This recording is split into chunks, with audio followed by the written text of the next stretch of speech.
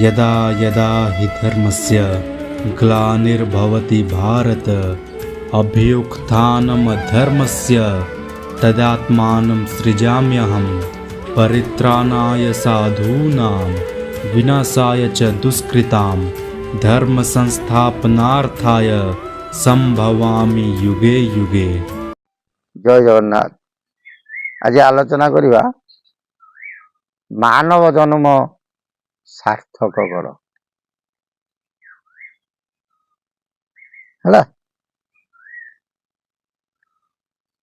ये शरीर पाइजे ये जन्मटा को आम सार्थक करिया विधि। सार्थक कौन? बंची थिबा अवसर शांति भावटा जहाँ हृदय थाए ता जीवन सार्थक। द्वितीयतः मरीगला पर जगत जहाँ को झुरे ता जीवन मध्य सार्थक है। जहाँ जीवन रे शांति नहीं से मानव जन्म पाया वृथा। आ मरीगले जहाँ को लोक न झुरती से जन्म पाया वृथा।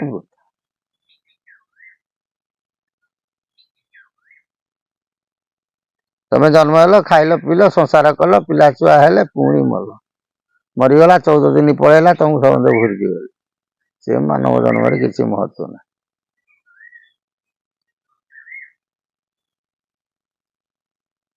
जहाँ पाई कांदे देश से दुनिया कांदू थाई वृक्ष लता से ये कारण स्वर्ग को जे जाए खंजी धाता भी धाता। एमितिया कर्म कर मरीगला पर जे तुम जगत झुरिला काल काल को दश कीर्ति रहिला ताले से मानव जन्म तुम कौन है सार्थक गणागला। नहिले पशु संगे समान आउ पशु खाऊची पीऊची बुलूची मरुची तमें सेमती आइल खाइल पील संसार कल मल। ये सार्थक करने को हेले केते गुड़िए कर्म करने को कौन पर को आपणार भावे जेउ नर ताठारु भाग्यवान नाही के महिर। ये सुंदर पद। पर को आपणार भावे जेउ नर जेउ व्यक्ति विशेष निजर कर पर कौन भावे नहीं निज लोक जेमती पर लोक को सेमती भावे ताहाठारु भाग्यवान नाही के महिर। से व्यक्तिर पदचरण को सहस्र बार शरण धन्य से ही जे अमर होई रही थाए जही जे। से व्यक्ति होची धन्य से मरीगले मध्य ताकू जुग जुग को लोक कौन करथांती मन रखी थांती एवं ताकू मध्य झुरंती। पर हिंसुक अटई संसार रे जही ताठारु मूर्ख केही जगत रे नाही।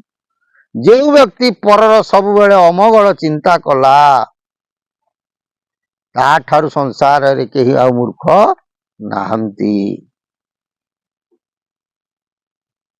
धिक से जे धिक से मनुष्य जन्म पाइबा धिक दानवरे सदा गणा होई। हे राम मन रखिता सी हूँ दानव बेली तू भल मन को मन जानी पारिब। जो व्यक्ति परहिंसुक ताको तमें जानी पारिब कौन ता कर्मरु तमें जानी पारिब एटा होची दानव। पुणी केमिति दानव बेली जानिब ना माछ मांस मद्यपान ये अटे दानव भोजन।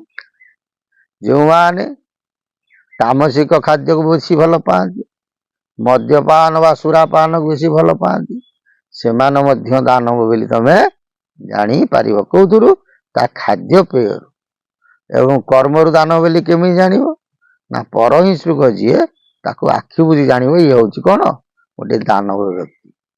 धिक से ही जे दानवरे गणा सदा होई जे। मन को रख नेण विभुंक चरणे हे भक्त वृंद, हे मानव माने, तमे निजर मन को सदा सर्वदा प्रभु चरण रे कौन कर निवेश कर। कर्म करुथिब सदा ज्ञानी भाव रे, एवं कर्म करने संगे संगे प्रभुंकर पाखरे कौन मन को निवेश कर। ज्ञानी भाव रे कहा ठकिब नहीं कि कहा मन रे दुख न देगी पैसा उपार्जन कर। निज जन्म कर्म को न कले खाइबा दब कि? से भागवत कही कर्म को करिया सार, पंडित जनक विचार ना नहीं। कर्म मोहर निज गुरु, उद्धव केते तू पचारू। कर्म को संपादन कर, तत् संगे संगे कर्म करने समय रे प्रभु पाखे मन निवेश रखी था। तमे मन आसब केमिति तमे देख, तमे साइकेल चल जीवा आसिया कर, साइकेल गोटे गोटे व्यक्ति देखिए साइकेल चलाउथे, याडे भजन गाउथे, गाउनथे ना कि गीत बोलुथे, से प्रभु पाखे मन रखिथे किंतु याडे साइकेल चलाउथे। साइकेल साइकेल बाटे जाउथबो, ता मन मन पाखे प्रभु पाखे रही। सेमती तमे कौन कर, प्रभु पाखे मन को निवेश कर। जहाँ तुलसीदास कहती, खेलते राम घूमते राम लिखिते राम, जय जय राम जय श्री राम।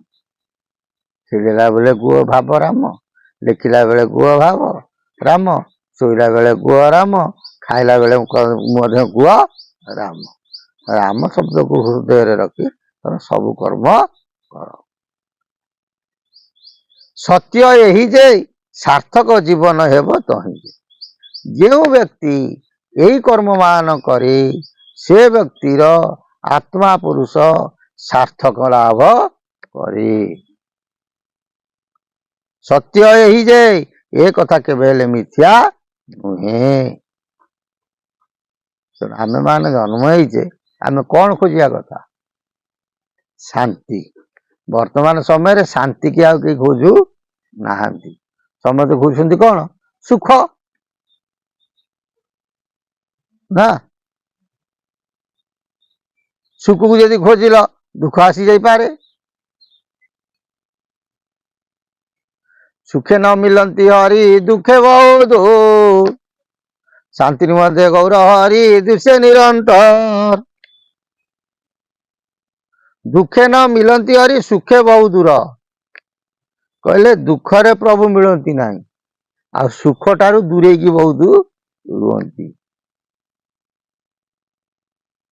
शांति मध्य गौरव हरि दृश्य निरंतर। जीवन रे शांति अच्छी, गौरव हरि बोलते प्रभु, प्रभु निश्चिंत तुमको कौन करिवे? कृपा करिवे बा जीवन सार्थकता लाभ हब बोली महापुरुष मान आमको चेतना देइछन्ति। किंतु ये कलिजुगर मानव वर्तमान एपरी समाज को खसी गले जे कि आउ फेरिवे पछकू फेरी पारिवे ना। तमे जेते ज्ञान पुराण शास्त्र उपनिषद जेते पढ़ाओ, ट्यूशन कराओ, सी फेबे नहीं, केवल विनाश ही विनाश। जय जगन्नाथ। सब प्रभु सदिच्छा पूर्ण हो बोल आनंद एक बार हरि।